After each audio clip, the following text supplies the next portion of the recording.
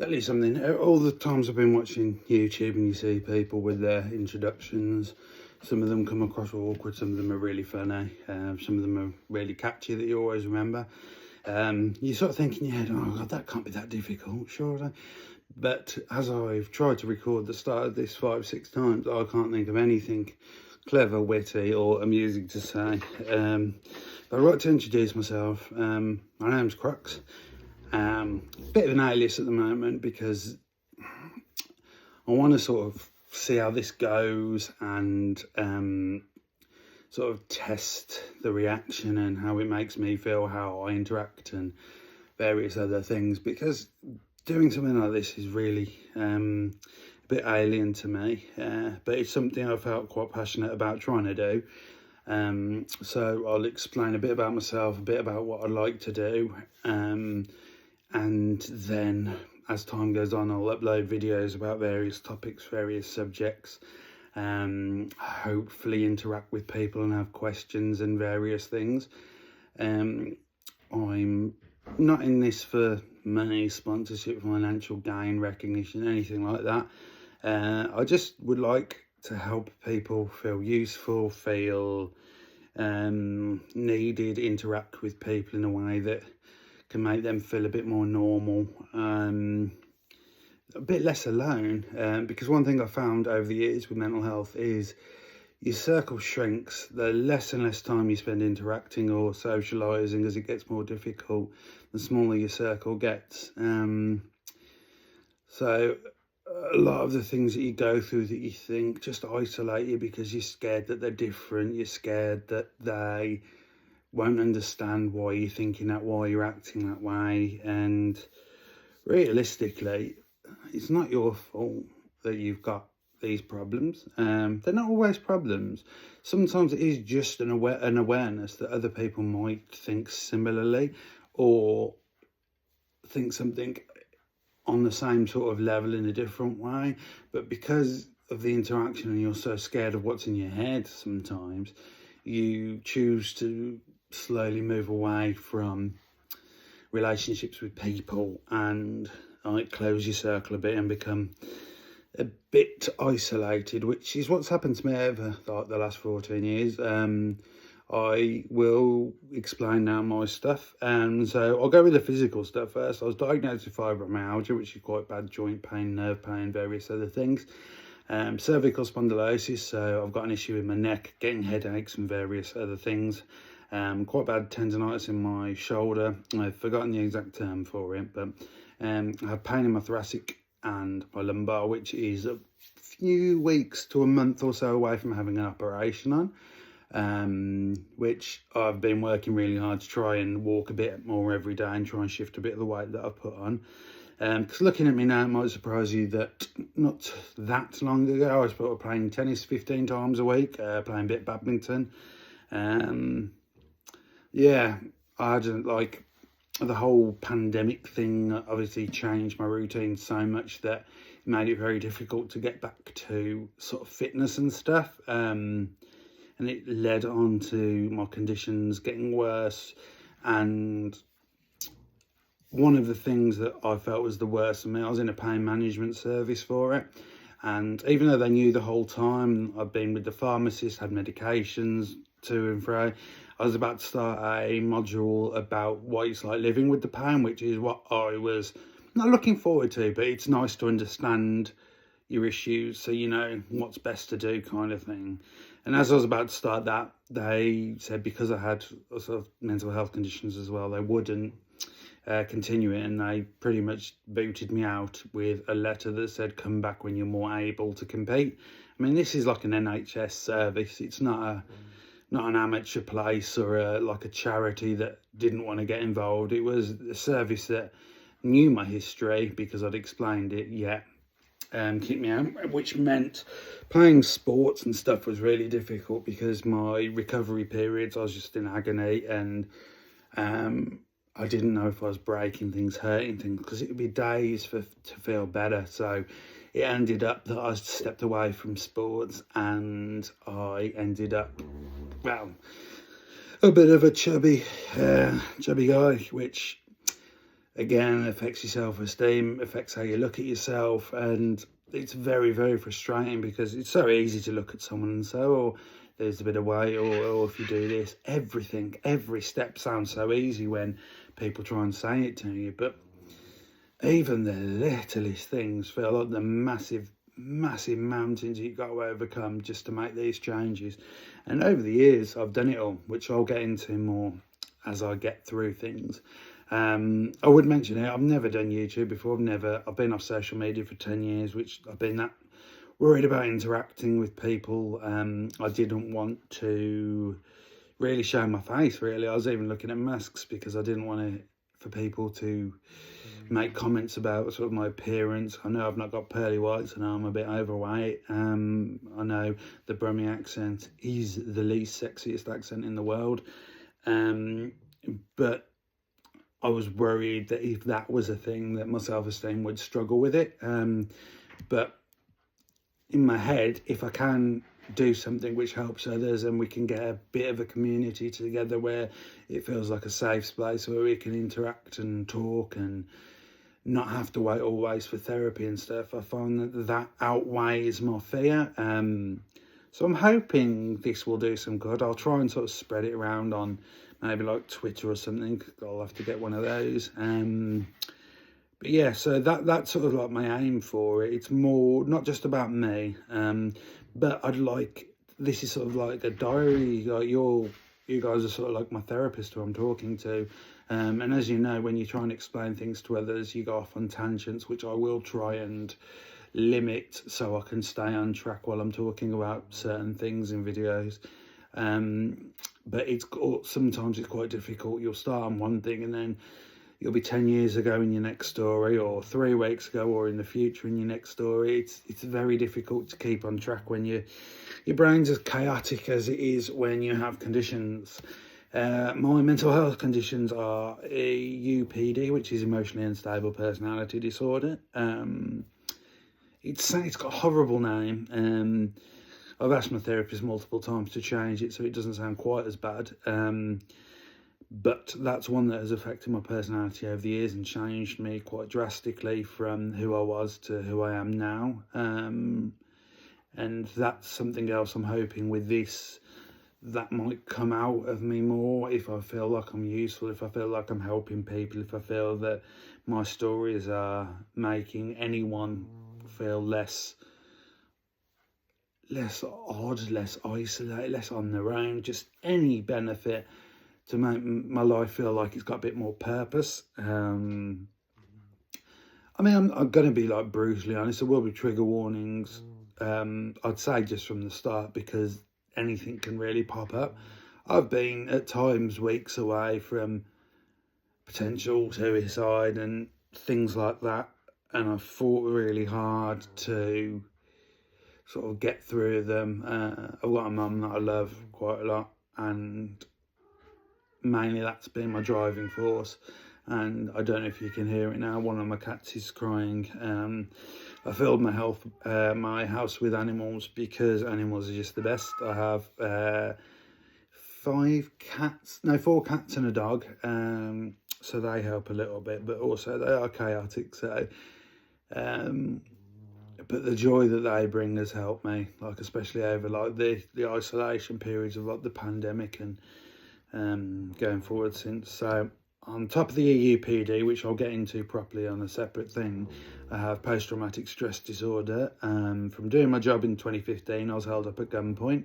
I had a gun, he cocked it, put it straight into my temple, into my forehead, into my back, kidneys and back of the head, before leaving with, I think, about £900 at the time. So it is what it is.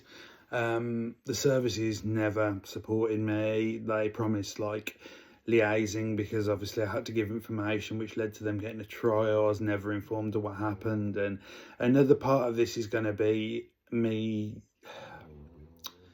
when you talk about where you blame people or blame situations or things for how you feel, and the lack of like support they've given you, which has made scenarios feel worse than they probably even needed to be. Just a lack of care and compassion, and yeah, so that was tough, and that's been like that's been the thing that sort of defined my last 10 years and made me feel so different. I've struggled a lot with confidence. I'm quite nervous. No, get me wrong, like I'm a big guy, I'm 6'2", quite built, got tattoos and stuff, so you wouldn't look at me and think it, but I'm quite like soft and timid inside now because of all this. Interactions scare me. I don't like confrontation very much. My anger is so high sometimes I just worry that, you know, something will push me over the edge, and I'm someone who wouldn't want to hurt a fly, genuinely. I mean, but you just feel so angry sometimes, and you've got no one to direct it at, and it is just so mind-numbingly frustrating that you're stuck in this never-ending cycle. And this is what I want to try and do. My therapist said to think of my brain as a box of Christmas lights that are all tangled up, and you want to try and get them straight, all the bulbs working and everything like that, to get them sort of hang back up and working, which I quite like the analogy. You get given a lot over the years, but that one kind of made a bit of sense. Mine are super tangled up. The PTSD has been a tricky one to live with because various things set it off. So the main thing that came out of it, which was pretty devastating, was I could no longer play Call of Duty. Certain sounds in that triggered weird reactions. Ironically using the word trigger, but that doesn't affect me. Yeah, so certain films, certain situations, if any of the phrases that they said came back up, it would trigger something inside of me to be quite nervous, quite scared, and that's been something quite difficult to deal with. Obviously the depression and anxiety is part of the diagnosis. On top of that, there was psychosis, which is intermittent at the moment. It's not a massive thing, but prior I've had quite severe audio and visual hallucinations, which if you'd have asked me like 20 years ago, I'd have said no, that can't happen, like reality is reality. But the brain's a powerful thing. Your imagination, your creativity can be used for such good things. It also can be twisted into like bad and quite scary things. And as a man, which I don't like using it as a term, but they go on about it's harder for men and there's more suicides within men. And it is difficult sometimes because we live with these stereotypes of sort of like the men being like alpha and whatever, but I've never been like a huge fan of that. I think everyone in life has the same goal. They just want to be happy, whether they're whatever race they are, whatever gender they are. There's just so much negativity and hate around things that are just nonsensical. At the basis of it, we all just want to be happy, like have a content life, have love, all that kind of stuff. And unfortunately, the cards that are dealt, the chemistry in our bodies, the biology, whatever, has made it a lot more difficult for some of us to do. But I'm going to get into like various topics which I find interesting over however long this lasts for. Hopefully long term, hopefully it picks up, hopefully people will sort of sit through me talking and working out a way what works on YouTube and a way that it's structured so everyone can understand it, enjoy it. I didn't want to write things down or write down a script particularly or use editing because I wanted it to be like a natural thing where I'm not trying to cherry pick what I want to say or use terms I've written down that aren't my own words. I just want to talk from like the heart and the soul and open up to people. And yeah, it's terrifying, man. Yeah, like this could destroy me if it goes the wrong way, or potentially could change my life for the better. And after like 4 years of going back and forth and the scales going sometimes better in life, sometimes worse in life, it got to the point where the worst was up there. So it was just give it a go, see how you get on. People are predominantly kind, predominantly good. They get treated badly, which messes up their moral centre, and that can cause issues. And everyone has their own issues, everyone has their own problems. I don't like calling people problems small or whatever, because if it affects them in any way and it's big to them, it doesn't matter if it sounds big in terms of this doesn't sound like a massive problem. If it's a problem to them, it is a problem and it needs support, it needs help. If someone feels a certain way, just talk to them. I mean, all the awareness is brilliant, being aware of everything, but understanding, if you see someone struggling, just try and talk to them. They might not open up to you, but a hand on the shoulder, or are you all right, or like if you see someone struggling, just try and offer them a hand or anything, because genuinely little acts of kindness can change lives. I've had it over the years where I had a tennis partner who sadly passed away, but through a lot of my pain and a lot of my thing, I got through that period in my life because of her strength during something much, much worse. And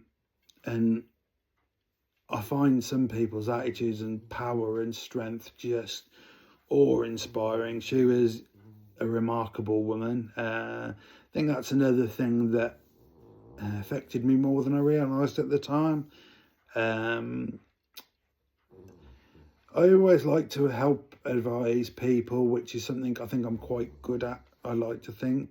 I need to stay focused if I'm doing this. I need to just sort of stay on track and not go off on too many tangents like I'm sure this video has had.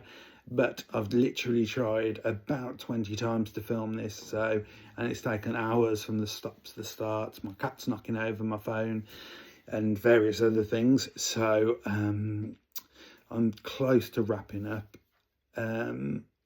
Yeah, so it's a terrifying thing to do. I want to try and help the stigma of men not talking, men who have dealt with suicidal issues, confidence issues, inferiority problems, anything really. If it's big to you, it's important. I really would just like to help, create a space, even if you don't get help off me, if there's a community of comments where people can talk to each other and vibe or connect over similar experiences, that would be like phenomenal. Quite beautiful really, because it is difficult to get help. It's often expensive if you can't get quick service. You often placed with maybe therapists you don't bond with, or procedures or therapies that don't suit your problems and push you out. Group therapies where you feel that you're not seen enough, or other people's problems outweigh yours. I was stuck in a group, and I'm quite empathetic, and there was women that were going through some horrible home experiences, and I couldn't carry on with it because my life just became stressing about these people from group, because their lives were genuinely quite scary, and you'd always worry if they missed a session. And I just felt like I couldn't carry on in that sort of group, which sounds a bit bizarre, but you need to feel that you're progressing and doing the right things. Not everything's going to fit. And